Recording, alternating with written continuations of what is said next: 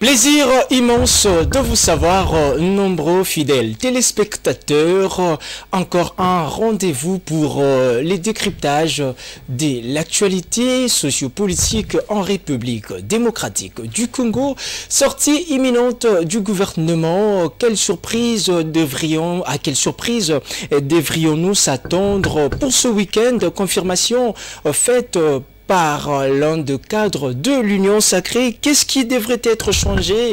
Qui maintenir? Pourquoi avoir trop attendu? C'est l'un des principaux, l'une des thématiques qui sera abordée au cours de cette émission, mais également remise et reprise à la Chambre basse du Parlement. Vital Kamerhe prend officiellement les bâtons de commandement. Kamerhe choisit comme ça de ne pas remplacer Mbosso dans son bureau, mais il a voulu recommencer ou bien être dans son ancien bureau juste au rez-de-chaussée du Parlement. C'est bien l'ossature de sujets qui seront débattus. Je ne suis pas seul. Une édition spéciale à mes côtés, déjà à ma droite, à ma gauche. Je commence par ma droite. Nous recevons pour vous, mesdames et messieurs fidèles téléspectateurs, Ivan Kassongo, journaliste comme nous, mais également qui se vertu depuis un temps avec des analyses sur les actualités socio-politiques et aussi économiques. Il est très actif aussi dans les domaines, dans les secteurs judiciaires, on peut dire, à qui déjà nous disons bonjour et bienvenue, cher Ivan. Bonjour David, c'est Narcisse surtout pour l'invitation. À moi de vous remercier. Vous êtes à côté d'un écrivain, cher Ivan. Nous avons assisté, donc ça fait déjà dans moins d'un mois, cher Passion Ligodi, qui lance comme ça des ouvrages, un petit commentaire. Vous qui êtes dans son entourage, qu'est-ce qu'on peut retenir de ces belles publications données, portées pour la consommation collective? Je pense que c'est tout d'abord, encore une fois, une félicitations à Passion. Je pense que là d'être mon directeur général d'entreprise où je travaille, il est journaliste, il est correspondant de RFI, il travaille pour Le Monde. Il est aussi enseignant à l'IFASIC. Vous comprenez que dans sa casquette d'enseignant, il faut écrire, il faut produire pour avoir plus de possibilités d'y accéder au plus haut niveau d'enseignement universitaire. Donc, étant journaliste, je pense que c'est beaucoup plus normal et beaucoup plus consciencieux de réfléchir sur la problématique de fake news, parce que le premier ouvrage évoquait ces sujets, de fake news et de ce qu'on appelle les infox ou les intox. Alors il fallait circonscrire ça, il fallait expliquer quand est-ce qu'il y a une quand il y a une fausse nouvelle, quand est-ce qu'il y a l'intox, quand est-ce qu'il y a l'infox. Parce qu'il y a des éléments où il y a des personnes qui diffusent la fausse information, pas par volonté, mais parce qu'il n'est pas informé de la bonne. Alors ils partagent, ils propagent une fausse nouvelle, mais d'autres, ils les font sciemment, de manière délibérée, parce qu'ils s'inscrivent dans une démarche de voir saper la personnalité éventuelle d'une personne dans un combat politique. Donc son second ouvrage là parlait plus de lien entre la caricature et l'information, notamment avec Cash Tembo qui fait des caricatures sur actualité.cd, qui est l'apport de la caricature dans la publication de l'information. Tout à fait. Les personnes qui ne peuvent lire, ne peuvent comprendre certains contenus qu'avec les images. Alors la caricature représente à un certain moment, on a connu là, c'est le célèbre journal satirique Charlie Hebdo. Charlie Hebdo en France. Connu avec ses caricatures. Aujourd'hui, Cash Tembo est en train de s'inscrire dans cette dynamique, de faire des très belles caricatures pour tenter d'exprimer la pensée d'une information, pour permettre à l'opinion qui estime qu'ils peuvent plus être informés par les images Vous pensez que ces deux belles publications vont aussi contribuer comme ça à l'avènement d'un journalisme digne en République démocratique du Congo? Oui, surtout un journaliste intellectuel, parce que les journalistes devraient en principe être des personnes, on les appelle d'hommes de lettres, les historiens du présent, justement, les hommes qui aiment écrire, qui aiment lire. Alors malheureusement, c'est triste de constater qu'il y a des journalistes qui refusent de lire, qui refusent d'apprendre. Or, mettre des ouvrages entre disposition écrits par un journaliste pratiquant, c'est quelque chose qui nous motive, nous jeunes aussi, à écrire, à emboîter le pas. Bien sûr, parce qu'on a tellement d'informations que nous rencontrons au quotidien. Nous voyons des acteurs politiques, des acteurs sociaux. Tous les jours, nous avons des informations que les communs des mortels n'ont pas. On peut le mettre sur écrit pour que les générations futures puissent apprendre, en sachant que Grévis un jour a été journaliste. Regarde les traces qu'il a laissées dans les esprits des gens. Un héritage à pérenniser. À pérenniser comme ça. Voilà, on va aussi un petit biscuit. À ma gauche, nous avons Monsieur Jonathan Loutété, qui est journaliste indépendant, mais également analyste politique. Bienvenue parmi nous, cher Jonathan. Merci, mon cher Grévis. Et en tout cas, merci pour l'invitation et bonjour aussi à mon frère Ivan. Je vous ai entendu dans le couloir parler de la sanction qui suscite pas mal de polémiques. Notre confrère Israël Mutombo qui a été comme ça frappé encore par l'UNPC pour 6 mois. Ne s'agit-il pas là d'un règlement de compte? Israël Mutombo n'est-il pas allé loin des prérogatives en tant que journaliste? Comment comprendre bien? Qu'est-ce qu'on peut retenir de cette sanction, vous en tant qu'indépendant? Alors d'abord, restons dans le fait. D'abord, l'UNPC, c'est vrai, l'UNPC a cette qualité de sanctionner un journaliste. Ça revient à l'UNPC. C'est ça que sanctionne, je crois, généralement le média. Mais il y a un problème. L'UNPC qui n'est que la corporation des journalistes. Et c'est ça que c'est reconnu par les institutions. C'est d'ailleurs même dans la Constitution. Alors il y a un problème. Il y a un problème depuis très longtemps. Je profite ici à attirer l'attention du président de la République, mais aussi du ministre de la Constitution. Qu'est-ce que le président de la République a pour une ASBEL? C'est une structure un peu privée de journalistes. Non, mais c'est ça. Ça ne sera pas de l'ingérence quand même, faire appel au chef de l'État? Alors, le grand problème de la corporation, c'est depuis le départ de, comment on appelle le vieux Tchiloudé, qui était le président de l'UNPC, depuis son départ, rien ne marche à l'UNPC. Rien ne marche à l'UNPC. Dans la logique, c'est Gabi Kouba qui devrait remplacer, je crois, le président Tchiloudé, qui est décédé. Mais le problème se pose est qu'on n'a jamais organisé de congrès. Depuis le dernier congrès, je crois, à Mwanda, on n'a jamais organisé de congrès. Le ministre Moulaye nous avait promis d'organiser le congrès avant son départ, avant la fin du mandat du président de la République. Il n'y a pas eu de congrès.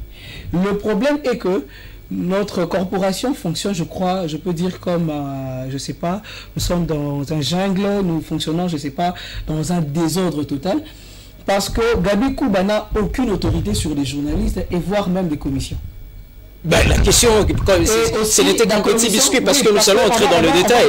Là, c'est la question, est-ce de savoir qu'est-ce qu'on reproche à Israël Mutombo.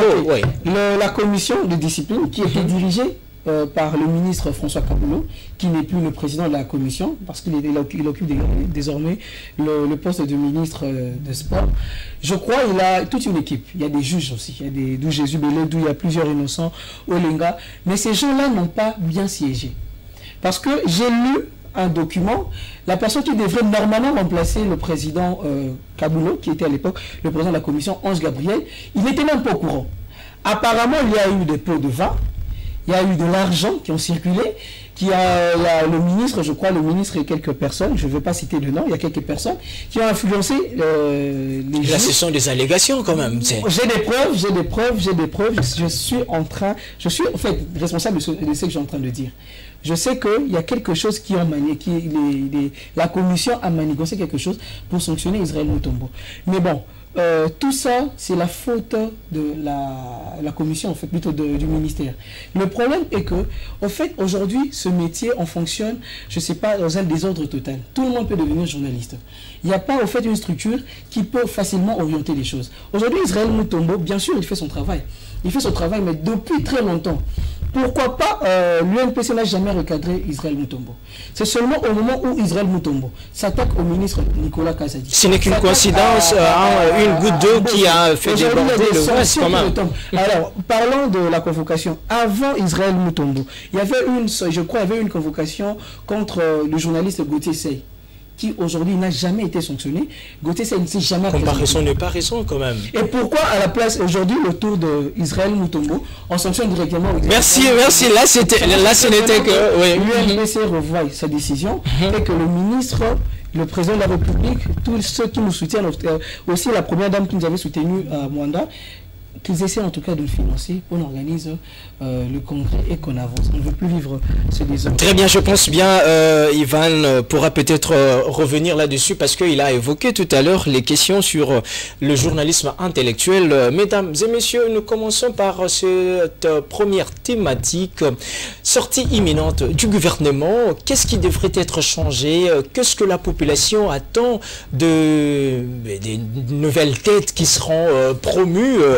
Ivan Kasongo, à quoi devrions-nous s'attendre pour la nouvelle équipe? Quelles sont les principales attentes de la population? Vous êtes journaliste, mais également vous êtes dans la population. À quoi devrions-nous s'attendre pour ce gouvernement? Bon, je pense que cette question, ça se pose tous les jours, en fait. C'est que les gens doivent s'attendre. Les gens savent le besoin quotidien, des problèmes quotidiens auxquels ils sont confrontés, notamment l'insécurité, la problématique d'infrastructures, de routes, le problème d'eau, les problèmes d'électricité. Ce sont des problèmes sociaux majeurs qui sont connus de tout le monde.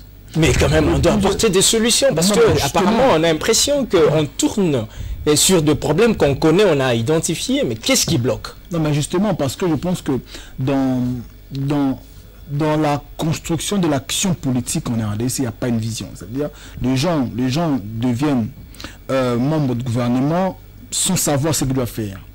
Et puis, ce qui se passe malheureusement, c'est pourvu qu'on soit membre de gouvernement. Le problème, c'est pas quel portefeuille. Pourvu qu'on soit membre de gouvernement. On peut être juriste, journaliste, n'importe ce qu'on peut être, pourvu qu'on soit membre du gouvernement. On dit, on va s'entourer de bons directeurs de cabinet, on va s'entourer de bons conseillers, etc. Mais le plus important, est-ce que dans l'esprit des acteurs politiques qui veulent occuper ces fonctions, ils ont une vision de ce qu'ils vont faire du pays? C'est ça le plus grand problème. À partir du moment où cette problématique n'est pas clairement résolue, ça servirait à rien, ça serait toujours de la forme. Mais on dira que le chef de l'État fait un casting. Déjà, le fait de vouloir faire un casting, c'est la sous-entend. Non, le chef n'a pas fait un casting. Il n'a pas fait ça. Il subit un casting. Ça veut dire que ce sont les personnalités... Mais c'est lui qui détient le bic rouge, le stylo rouge, là, pour dire ça... C'est ça le problème que j'ai évoqué, la forme de l'État. Ça veut dire que, Batilouko est bon exemple que je donne, ils vont envoyer 3 noms, par exemple, pour le poste du ministère du Transport. À partir de ce moment-là, il doit choisir les bonnes personnes. Si lui, président du chef de l'État, 3 nuls, ça sera un moins bon que le chef choisira. C'est ça le plus gros problème. C'est pas le président qui sait un moins bon que le chef de l'État choisira. Justement, parce qu'il sera devant 3 médiocres, il devra choisir le moins mal. Bon, si on tous médiocres, on prend celui-ci. Or, nous, on n'a pas besoin de médiocres, on a des compétents. Ce qui fait que le président est victime de ça. C'est ça la forme de cet État. Ça veut dire que l'UNC, UDPS, tous ces grands partis qui font la majorité aujourd'hui vont envoyer 3 noms au président, et c'est à lui de choisir dans son pouvoir discrétionnaire qui est limité. Or, ce vrai pouvoir discrétionnaire devait être ouvert à ce président. Notre parti là, nous sommes en temps. Mais le président ne connaît pas comment qu'est-ce qu'on peut mettre au président? Il y a un premier ministre. La Constitution servait à quoi? C'est ça le plus grand problème. La Constitution est tellement claire. Quand on a un premier ministre, il consulte la majorité parlementaire. Il consulte tous les chefs de regroupement. Il discute avec eux. Il révèle les ambitions. Il parle avec chacun des composants qui font partie des sous-groupes de cette majorité parlementaire. Il peut savoir que mon président, pour le ministère des Transports, avec telle personne, je parle suffisamment avec lui. J'ai compris les projets qu'il a. Dans ce portefeuille, ça peut marcher. Mais à partir du moment où il faut combler le vide, le bouge-trou, parce qu'il faut un gouvernement, on met. C'est ça le problème, parce qu'on va s'attendre. On aura des attentes tellement énormes. Mais pas du solide. On va attendre pour les 6 mois ce gouvernement. Il va sortir. Probablement ce week-end. Il va sortir, c'est sûr, il sortira. Mais après, ça ne va rien changer parce que ceux qui sont actuellement sont ceux qui viendront plutôt feront ceux qui sont... Mais sur Ivan, vous n'êtes pas trop pessimiste de voir trop les choses au mauvais côté?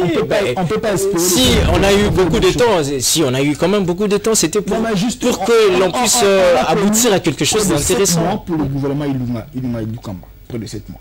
Ça veut dire que je dis, on ne peut pas espérer à de nouvelles choses. On faisait les mêmes pratiques. C'est ça malheureusement le problème. Si on a des gens recommandés par le chef de regroupement pour dire que moi je te recommande, tu auras vice-ministre de ceci, moi en contrepartie de moi ceci, il n'est pas là pour lui. C'est ça le plus gros problème. Il y aura des règlements de compte, vous pensez à... Laisser la première ministre, le président de la République, entre discuter, choisir au sein de la majorité parlementaire, mais en ce moment, ça condition que ces deux-là aussi aient la bonne foi de voir faire avancer des choses. Si eux se soumettent à la merci de certaines personnes, des chefs de regroupement, on va faire un cycle. Ça veut dire que ce sera les personnes qui viendront. Il est là, on dit tu es membre de cabinet. Ils sont pour autant connaître le... Ta voix 7 personnes, membre du conseiller financier, membre du directeur de cabinet adjoint. Bon, du coup, tu fais quoi? Et puis on se plaint. On peut pas espérer. Mais ces personnes-là trouveront aussi un cahier des charges déjà de la première ministre, de la vision du chef de l'État. Vous pensez que tout ça, ils vont toujours choisir... Depuis que Félix Tshisekedi est président, 2019, il y a eu renforcement de capacité de tout le monde du gouvernement. C'était un peu la loge. Oui. Des professeurs Moukoko Samba, des Kengo Adon, de même de quoi. Ça, et puis, c'est que malheureux que quand on sort, à la fin de tous ces ateliers ou réunions et tout ça, on sort de vague mécom. Un document vous dit, les personnes qui ne vont pas atteindre certaines assignations devaient quitter le gouvernement. Mais depuis 2019, jusqu'à présent, on n'a jamais appris un seul membre du gouvernement à quitter parce qu'il n'a pas rempli sa tâche. Peut-être aussi que tous ont été à la hauteur, peut-être. Alors pourquoi on se plaint pour dire que on veut changer des choses parce qu'il y avait des erreurs? S'il y avait des erreurs, c'est que c'était mal fait. Très bien. Mal fait. Les erreurs ont été... Est-ce que vous partagez cet avis de Ivan Kassongo qui pense que c'est un bis repetita? Peut-être que les attentes sont au-delà de ce qu'on nous présente. Vous avez l'impression que Ivan Kassongo dit vrai, le vécu en tout cas. Exactement. Le problème qu'on a connu dans ce pays depuis Joseph Kabila, on n'a pas... Donc vous remontez encore Joseph Kabila. En fait, on n'a pas, dans chaque gouvernement en fait, on n'a jamais eu de personne qu'il faut à la place qu'il faut. On a connu dans ce pays un médecin qui a dirigé le ministère de la médecine. Mais on vous dira, ce sont des postes aussi politiques, des institutions. Combien même, cher Ivan, a semblé banaliser cela. Le conseiller feront quoi? Les directeurs de cabinet feront quoi? On propose 3 noms. Et peut-être le président du parti propose des personnes soit par affinité, je ne sais pas sur base de quoi. Le critère de géopolitique, en fait. Alors, il propose des personnes avec le critère sur qui base n'ont de pas critères. Cette carrure-là. Et ces personnes vont donner quoi dans ce pays? Mon cher Grévis, on doit voir comment, d'abord, on doit évaluer le pays. D'abord, dans le gouvernement de Ilunga Ilukamba, on a connu le même problème. On a vu dans ce pays... il y avait une dame qui était ministre de l'économie, son directeur de cabinet était médecin. Imaginez, ministre de l'économie, son directeur de cabinet médecin. Là, c'est tellement recommandé au parti. Oui. Donc vous direz que c'est l'intelligence, non, cher? Oui. On a vécu aussi dans ce pays un avocat, ministre de l'Intérieur, qui ne maîtrisait rien. On a vécu ça ici, dans ce pays. Je peux citer je ne vais pas citer le nom d'un ministre qui a dit que non, je suis ici il y a quelques mois, j'essaie de comprendre aussi, de savoir ce qui se passe dans ce ministère. Pendant que le pays souffrait, on avait un problème de carburant. Mais le ministre a déclaré comme ça qu'il était venu dans le ministère. On n'a pas de gens, on n'a pas de qui a un problème d'infrastructure. Donc là, si je vous comprends très bien, vous évoquez un problème de profil, et puis, mais un casting a été fait. Monsieur Ivan a semblé ne pas être partant de cet avis, mais moi je vous dis quand même, il y a eu à quoi serviraient alors les tractations politiques si on n'aura pas les hommes qu'il faut, à la place qu'il faut, ces consultations auront servi à quoi? À madame Judith Semina, qu'elle essaie un peu de faire une exception cette fois-ci. Qu'elle essaie vraiment de faire une exception parce que les présidents de parti, ce sont eux qui sont à la base de tous ces désordres. Vous voyez, à un moment, ces gens-là envoyaient des gens, des délégués de gens, mais tellement qu'ils n'ont plus confiance à leurs membres de parti, ils sont représentés eux-mêmes. Pourquoi? Parce qu'ils veulent tout gérer. Le problème est que le pays ici, nous avons plusieurs problèmes. Il va en citer ici, nous avons des problèmes d'infrastructure qu'on doit rapidement résoudre. Il a bien dit ici, tout est en urgence ici. On a un problème de sécurité. On a un problème de sécurité en espérant avec Jean-Pierre Bemba. Je ne vais pas faire l'évaluation de Jean-Pierre Bemba aujourd'hui, mais nous connaissons tous bien les résultats du ministère de la Défense. Aujourd'hui, AN-23 n'a pas été délocalisé jusqu'à aujourd'hui. Aujourd'hui, vous avez suivi récemment ici avec le problème on a connu ici avec des réfugiés ici. Le problème persiste. Moi, je peux aussi marteler sur le ministère d'Infrastructure aujourd'hui. On nous avait apporté ici un projet Kinshasa Zéro Trou. Un tas de projets là. Un projet bidon. Aujourd'hui, c'est nul. Et ça prouve même que le ministre qui proposait ce projet, le ministre qui chapeautait même ce budget, n'a rien apporté. En pareille situation, alors, la première ministre, dans le concret, permettez-moi, le projet PDL 145 territoires. Tous ces résultats. Mais maintenant, qu'est-ce qu'on peut dire au président Félix Tshisekedi pour que, quand bien même déjà un casting a été fait, tout a été dit, la messe a été dite, tout ça, les tractations, qu'est-ce que vous pouvez lui dire pour qu'on ait quand même des hommes qu'il faut à la place qu'il faut? Alors, d'abord, le président doit comprendre qu'il a perdu... Parce qu'il ne reste plus que quelques heures là. Il a perdu son jour comme ça, sans un gouvernement. Aujourd'hui, avec l'ancien gouvernement, nous avons vécu ce que nous avons vécu. Le président doit savoir que c'est un deuxième mandat. Le peuple congolais attend beaucoup du président de la République. Et voire même de Madame Soumino. Le peuple congolais veut voir un changement pour ce deuxième mandat. Si réellement le président a obtenu, je crois, plus de 70%, hein, c'est-à-dire que la majorité du peuple congolais attend beaucoup du président de la République. Le cadeau que le président doit remettre, doit offrir à cette population, c'est de donner des personnes compétentes à la place qu'il faut. C'est-à-dire qu'on ait des bons ministres, des ministres qui maîtrisent, s'ils ne viennent pas apprendre, des ministres qui maîtrisent au fait. Si on doit avoir un ministre d'économie, celui qui maîtrise au fait l'économie du pays. Mais nous avons, ce n'est pas nouveau, nous avons connu un ministre de l'économie qui est féru à la matière, nous avons connu des ministres... On est très loin de la situation de sortir de l'auberge. C'est un problème pour nos politiciens. Est-ce un problème de casting, un problème des hommes mauvaise volonté? D'une part, d'abord, le problème c'est le casting et aussi le problème c'est les hommes. C'est eux le problème aussi. Aujourd'hui, tout le monde a acclamé, on aura Kamir au ministère de l'économie, on aura au ministère de défense et tout ça. Nous avons vécu des résultats. Très bien. Je te reviens, en tout cas, cher Ivan, vous avez cité ici un tas de problèmes. Vous avez estimé que tout en RDC est urgent. Si on peut faire un petit pas en arrière, comment évaluez-vous l'action du gouvernement Sama? Et s'il faudrait améliorer, qu'est-ce qui devrait être changé? Par quoi devrions-nous commencer en termes de priorité? Non, mais je pense que bon, c'était un échec total, tout d'abord, c'était un échec total, puissant. Parce que dans tous les domaines. Dans tous les domaines. Parce que il faut prendre secteur par secteur, on passera tout l'intermittent. Exactement, là, impossible. Vu que dans une dynamique, vu qu'il y a beaucoup de faibles, les forts sont à 2%, du coup on dit tout est faible. C'est ça le problème. C'est ça le problème. Ça veut dire que tout le gouvernement est faible, vu qu'il y a beaucoup de faibles, et les forts sont très peu, peut-être à des proportions de 1%, on ne sait pas centrer leurs efforts. Cette faiblesse-là, comment vous interpréterez la faiblesse là? C'est en termes d'action, faiblesse en termes de suivi, faiblesse en termes de leadership? C'est ça l'expression. Il y a un problème de leadership, il y a un problème de rigueur. On ne peut pas comprendre dans une république, il y a des gens, par exemple, qu'on accuse tout d'abord d'avoir détourné l'argent. Dans des républiques de personnes normales, aussitôt, la personne pour mesure d'enquête est suspendue de ses fonctions. Pour raison d'enquête. On te suspend d'abord, monsieur, comme il y a un soupçon, on ne parle pas de fait, on parle de soupçon. Quand il y a un soupçon qui pèse sur une personne qui a le mandat public, ça veut dire que ce n'est pas ton entreprise à toi, tu es ministre, ce n'est pas ta boutique à toi.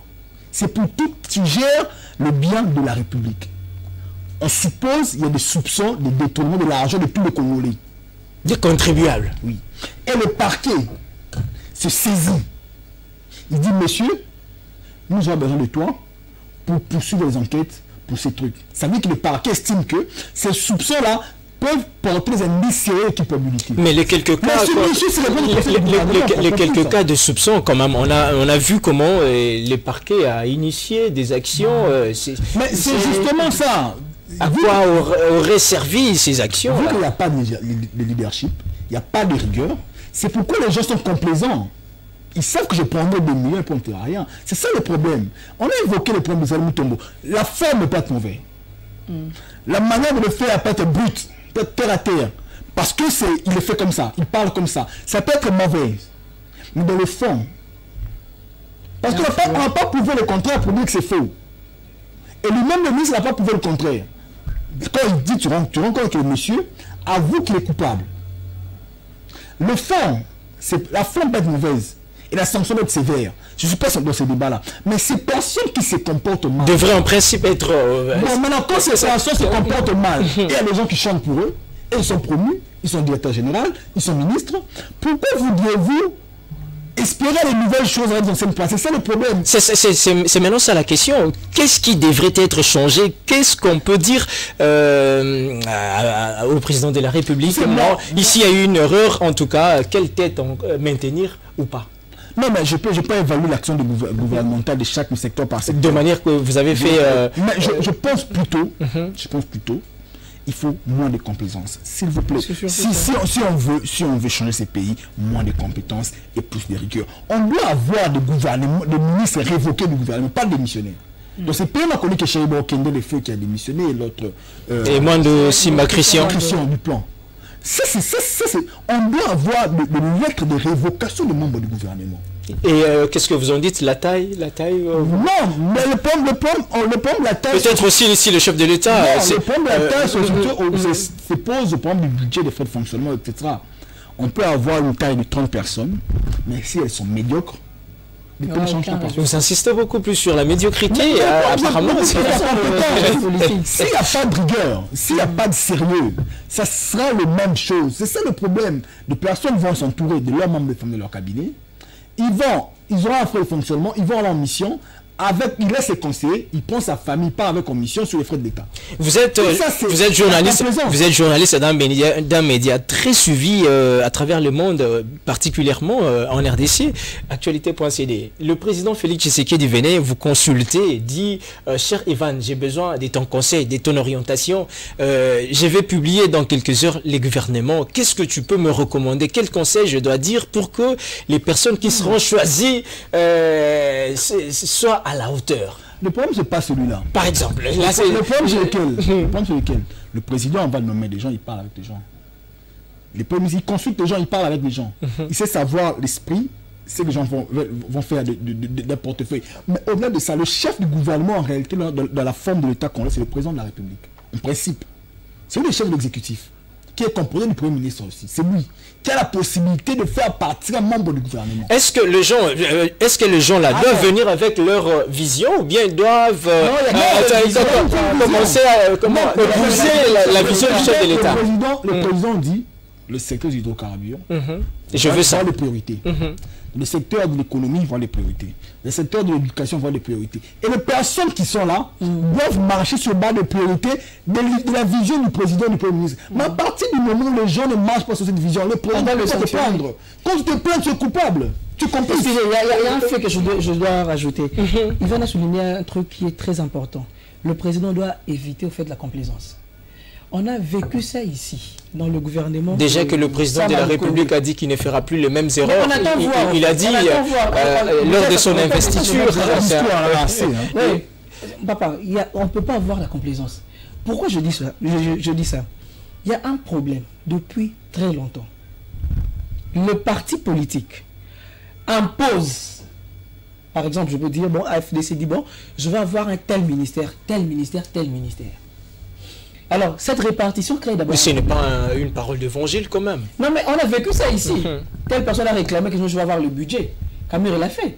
Et on a vu ça, il y a comment on appelait, à l'époque c'était avec Koukouniang, par après avec depuis son but, qui ont l'urbanisme.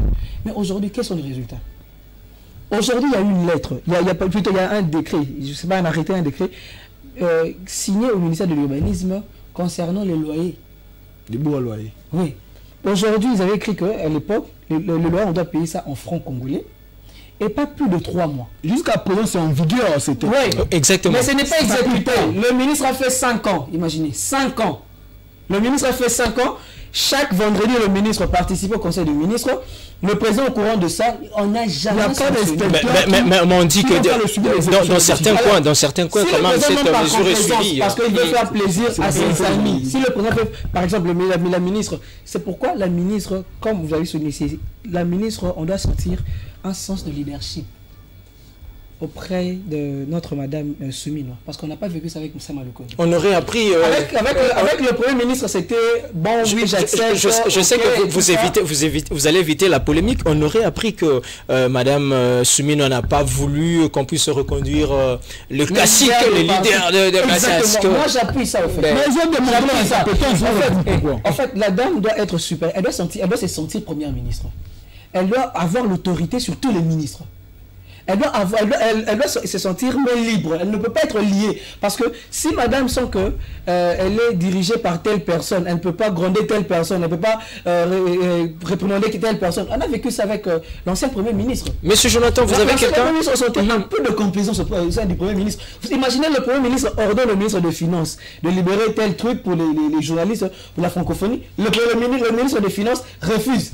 D'ailleurs, le Premier ministre ne fait rien. Monsieur Yvan a fait une évaluation de manière un peu générale, mais à vous particulièrement aussi, on vous demandait un ministre qui a été à la hauteur et que vous souhaiteriez qu'il soit reconduit.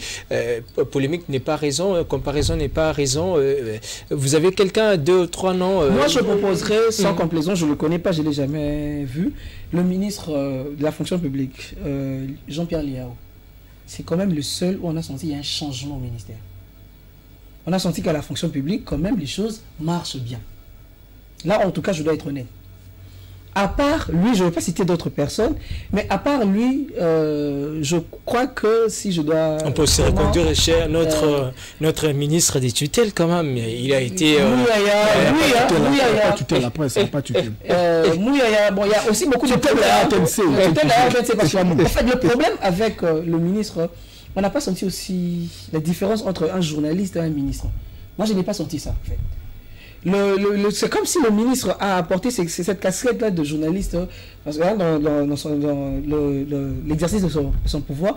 Pourquoi? Parce que vous aurez voulu qu'il soit combattant, c'est ça? Je peux donner un exemple. Vous aurez voulu qu'il soit combattant. Aujourd'hui, je ne sais pas.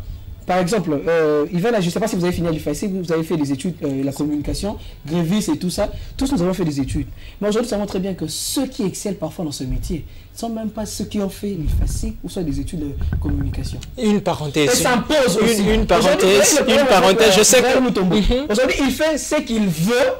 Pourquoi? Parce que le média, rien n'est réglementé. Aujourd'hui, tout ça, c'est en retard. En retard. Je peux me lever aujourd'hui, quelqu'un peut se lever aujourd'hui et dire que non, bon, dès aujourd'hui, je deviens journaliste. Mais avant, il y a un document, je ne sais pas, le ministre a publié un document là, je ne sais pas, le document jusqu'aujourd'hui. Mais nous avons quand même... On a exigé, même à l'UNPC aujourd'hui pour avoir la carte. Moi, on m'a exigé ça pour avoir la carte. On va consulter tout ça. C'est un problème en interne au niveau de l'ASBEL. Pourquoi vous faites référence le ministre qui a la charge de tout ça, au fait. C'est le ministre. Voilà. Est-ce que aujourd'hui le budget, en fait, il y a beaucoup de problèmes que je demanderai à la première ministre et au chef de l'État. Au chef de l'État. En tout cas, cette fois-ci dans le casting, qu'ils essaient déjà de savoir. La messe a été déjà dite. Là, on attend parce que hier, selon certaines indiscrétions, hier, il y a ce qui a bloqué au fait la publication, c'est parce qu'un ministre, plutôt un chef de parti, n'a pas retrouvé au fait le... C'est le câble. Mesdames et messieurs, on va prendre cette deuxième thématique. Si cette information est vraie, en tout cas, on est encore dans un problème dans ce pays parce que on a l'impression que, en fait, le président ne doit pas... Attention, monsieur Yvan va te dire qu'il ne s'agissait que de l'intox, il ne s'agissait que de... Je suis parlé parce qu'on doit prendre la deuxième thématique. Aujourd'hui, on vit en tout cas ses conséquences.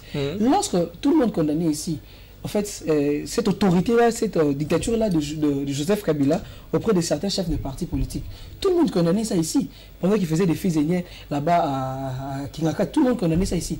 Aujourd'hui, il y a des gens comme Mosso qui s'imposent et qui bloquent tout un pays. Le président ne dit rien. Très bien. Aujourd'hui, des particuliers, des privés, des gens, des hommes politiques qui s'imposent. Aujourd'hui, si ça va vrai, qu'un politicien exige au président, ou à la première ministre, de retrouver ses membres dans tel portefeuille, ça prouve qu'on a encore un problème dans ce pays. Et là, je pense que peut-être qu'il ne s'agissait que de ce qui se dit dans la toile, le câble. Mesdames et messieurs, on va prendre cette deuxième thématique avant de nous séparer. Remise et reprise à la chambre basse du Parlement. Kamere prend le bâton des commandements. Hier, la cérémonie s'est déroulée avec faste en présence de beaucoup de personnalités, aussi la presse. Monsieur Ivan, Kamere retrouve le perchoir 15 ans après. Kamere décide de ne pas occuper le bureau qu'occupait, permettez la tautologie, Mosso, il a dit pour des raisons nostalgiques, il va se retrouver dans son ancien bureau qui est au rez-de-chaussée. D'abord, quel commentaire faire par rapport à la composition du bureau et pensez-vous que les questions majeures qui se pointent à l'horizon, le bureau là, il y aura un consensus et l'Assemblée nationale sera-t-elle une véritable chambre de démocratie, un débat libre? Vous savez que moi je n'ai jamais été exigeant envers l'Assemblée nationale parce que c'est une institution qui ne décide pas, c'est la majorité, la dictature de la majorité, s'impose parfois. Oui, à chaque fois c'est l'élection, il faut voter, il faut ce qu'ils sont pour, qui sont contre. En fait, c'est pas l'exécutif. Ils ne sont même pas démocratiques. C'est pas l'exécutif. Kamere, je pense que au regard de ce qu'il a été pour Félix Tshisekedi, il devait être Premier ministre, il n'a pas été, il devait être président, candidat président cette fois-ci, il n'a pas été. Peut-être on peut dire un peu juste du président de dire bon ok, faisons de la deuxième personnalité du pays en étant président de l'Assemblée nationale. C'est simplement une récompense, c'est simplement ça. Alors il y a une majorité qui est là. Est-ce qu'il y a des réformes? Parce que si c'est une récompense, ça veut dire que la récompense, tu es là, tu as un salaire, tu as tes amis, tes frères, des membres de parti qui ont de fonctions, c'est suffisant. Mais est-ce qu'il y a une vision de dire tu es là pour telle réforme, tu es là, toi, impulse la réforme, des propositions de loi qui viendront des députés, essaie de les faire passer et contrôler réellement le gouvernement. Mais si c'est encore une fois pour un bouche-tout, il faut donner à Kamere juste une fonction un peu plus grande parce qu'il a été ton allié de premières heures. Voyez-vous Kamere dire non aux tentatives, à une éventuelle révision de la Constitution? Kamere faire bloc, c'est-à-dire que... il a très peu de marge de manœuvre de dire non. Comment? Parce que s'il dit non, tu fais partie par une motion. Bien sûr. Il a essayé. La majorité... Mais il peut quand même manigancer. Derrière lui, il draine aussi une foule de députés.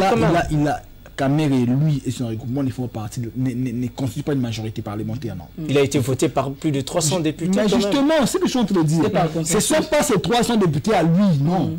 C'était l'UDPS, les autres, ils sont associés, on l'a élu. S'il veut bloquer la pensée du président Tshisekedi, on va le faire partir simplement. Au moins que si le président Tshisekedi dit que, ok, travaillez, faites des réformes. Il y a des réformes à faire.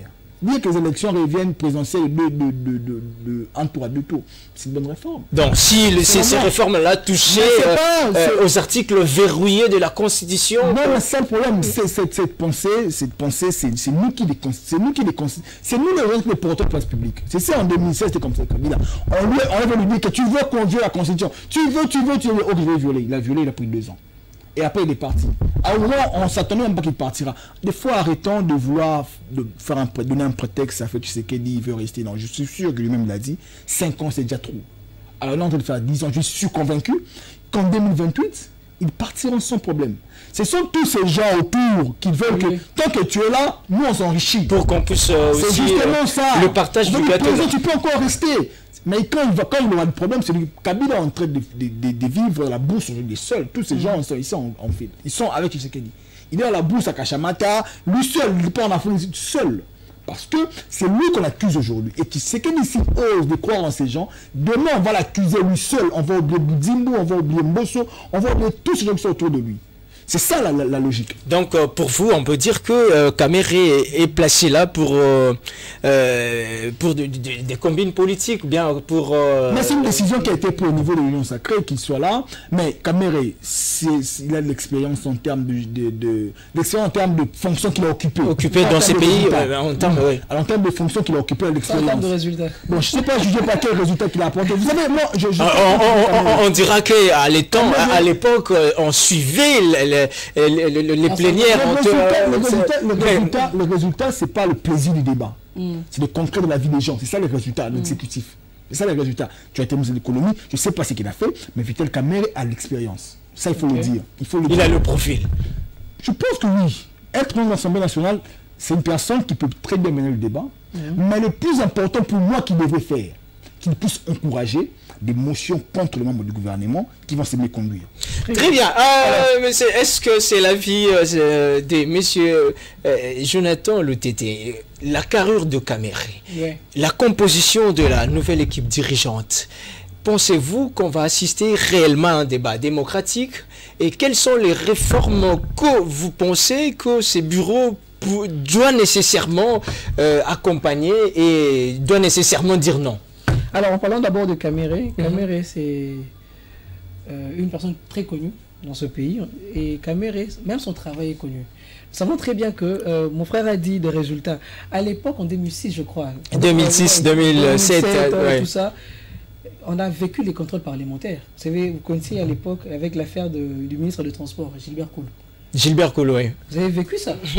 Avec lui, quand même, il y a quand même une rigueur, on peut dire ça. Il y a quand même des résultats de ce côté-là. Mais on attend voir cette fois-ci ce que ça va donner. Mais il y a aussi eu contrôle parlementaire avec avant Bosso. Il y a eu des ministres qui ont été qu'on a fait sauter quand même. À part Kalumba, on sait très bien que c'était un acharnement selon la FDC qui avait dit c'était un acharnement contre Bahati. Un acharnement comme oui, il est parti pour de bonnes raisons quand même. Là au moins ça va.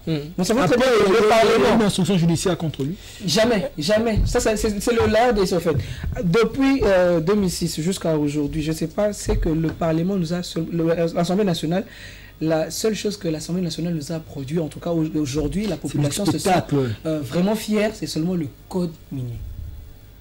Là, c'était un héritage qu'on attribue à Joseph Kabila aussi. Moi, je ne sais pas qui attribué, mais en fait, moi, en tout cas, le seul héritage qu'aujourd'hui le peuple congolais est fier, c'est le code minier.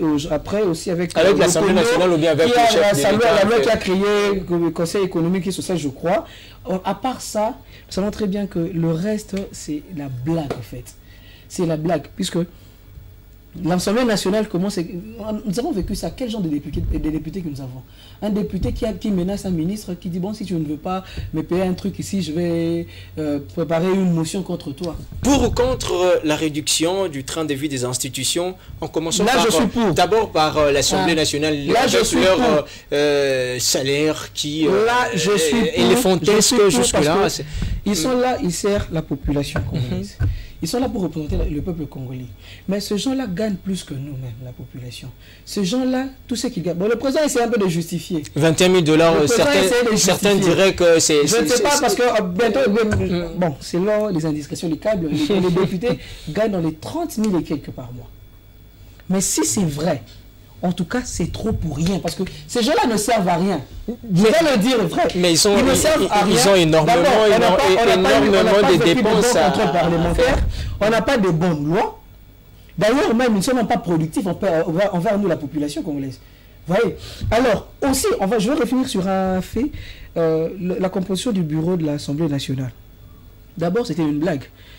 Le président a décidé, le président a suspendu, on est revenu encore sur les mêmes personnes, les mêmes têtes, on a organisé des élections. Mais ce sont les mêmes têtes qui sont revenues. À part Néma, à la question adjoint et de nouvelles têtes. Mais je me dis, la jeunesse n'a pas de chance, n'a même pas de place. permettez-moi, je vais revenir. On a vécu le fait de nouvelles figures. Après Caméra, on a vécu le visage de Bochak, de Minak ou d'autres figures et tout ça. On a découvert aussi d'autres personnes. Mais à l'époque de Félix Tshisekedi, j'ai l'impression qu'on va revenir encore avec les mêmes personnes. Les mêmes personnes qui vont travailler avec Kabila, les mêmes personnes qui vont travailler avec Félix, et les mêmes personnes qui veulent occuper des postes. Mais ils vous diront qu'ils ont encore cette disponibilité-là, cette force de servir l'État congolais. Il y a même un sénateur à l'Équateur qui a été élu à 3 ans. Il a encore de la force. L'âge que le président Mbosso a actuellement, c'est l'âge que l'ancien président du Sénat, Kengo Adondo, avait décidé de prendre sa retraite politique. C'est à 83 ans qu'il a décidé de se retirer de la politique. Kengo Adondo. Mais à cet âge-là, Mbosso estime qu'il est encore fort pour servir le peuple. Et à cet âge-là, aujourd'hui, on a un monsieur... C'est de l'acharnement, ça, monsieur... C'est pas de l'acharnement. Monsieur, comment on l'appelle, Mukamba. J'apprécie en tout cas un Kassaye qui est élu à l'Équateur. C'est bien, en tout cas, c'est vraiment un très bon signe. Mais monsieur Jonas Mukamba, 93 ans, sénateur, qui va travailler pendant 5 ans. Il a encore de la force. Bien sûr. J'ai vu des images avec le chef de l'État. Il était là debout. Et puis, mais moi, je me dis, quand est-ce au régime de Félix Tshisekedi, quand est-ce que la jeunesse aura de l'espace? Un dernier mot, parce qu'on est en train de chuter là. Moi, j'aimerais vraiment que le président tienne compte aussi de... Moi, j'ai besoin qu'on découvre certaines nouvelles figures. Il y a plusieurs personnes qui sont aptes de travailler. On attend dans le gouvernement, peut-être. En fait. On va essayer, on va voir. Mais avec l'équipe, moi, en tout cas, je ne suis pas fier de cette équipe de l'Assemblée nationale.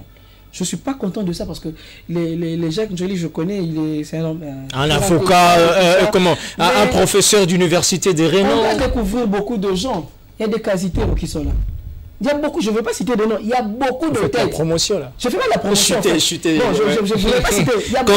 Concluez. Qui peuvent bien prendre ces postes-là, travailler, puisqu'ils sont encore forts, ils sont forts pour travailler, pour servir à la population congolaise. Très bien. Alors, pour chuter, je vais demander si... si le gouvernement, ce sera aujourd'hui. Hein, ce week-end, parce que là, on est suivi sur YouTube, en tout cas, c'est ce week-end. Alors, moi, je demande à la première ministre, maman Judith Souminois, maman, on attend de vous un sens leadership très élevé. On entend en vous, en tout cas, un sens de responsabilité.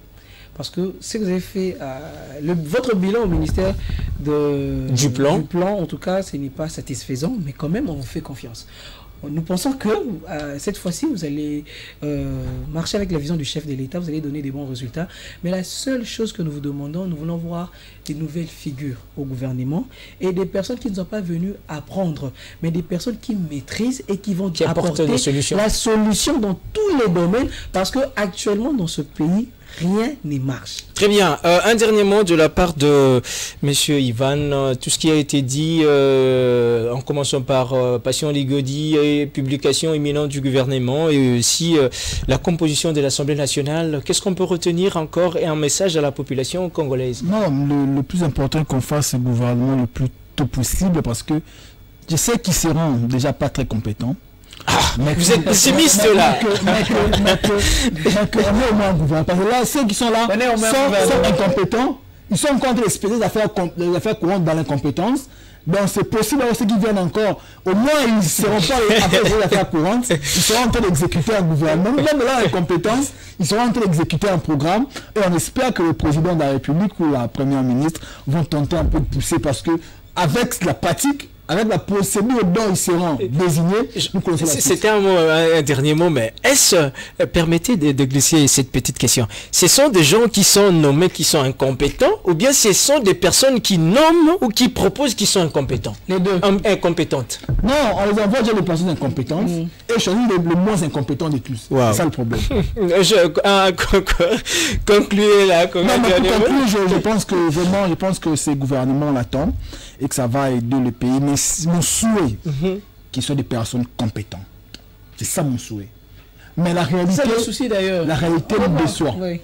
Mais on espère que le peuple cette fois-ci sera un peu satisfait de ce qui va se faire, parce que c'est le dernier mandat du président Tshisekedi. C'est le cadeau qui va laisser aux Congolais de vouloir faire des choses, de se concentrer sur des points précis, qui ne puissent pas s'éparpiller. Il essaie de ces mandats de concentrer par exemple sur les routes, je vais régler toutes les villes du Congo. s'éparpille pas, peut-être, ça va aider les pays. Merci bien, en tout cas, je vous dis merci d'avoir honoré l'invitation de notre émission, un produit 100% Tokomi Wapi Télévision, rédaction française. Mesdames et messieurs, c'était un plaisir pour nous de vous savoir nombreux et nombreux de partout à travers le monde. Vous nous suivez comme ça sur YouTube, Tokokoma avec Ndeko et les airs, sur TNT, vous nous suivez comme ça là, Tokomi Wapi Télévision, restez nos fidèles, car le programme, le bonnes choses sur votre antenne en continu sont là, et après vous allez suivre les bulletins, vous allez suivre autant d'émissions, restez nos fidèles, les remarques, les suggestions, en tout cas nous sommes très ouverts pour recevoir. Nous allons nous retrouver ce lundi pour encore décrypter la nouvelle équipe gouvernementale. Portez-vous bien, ciao.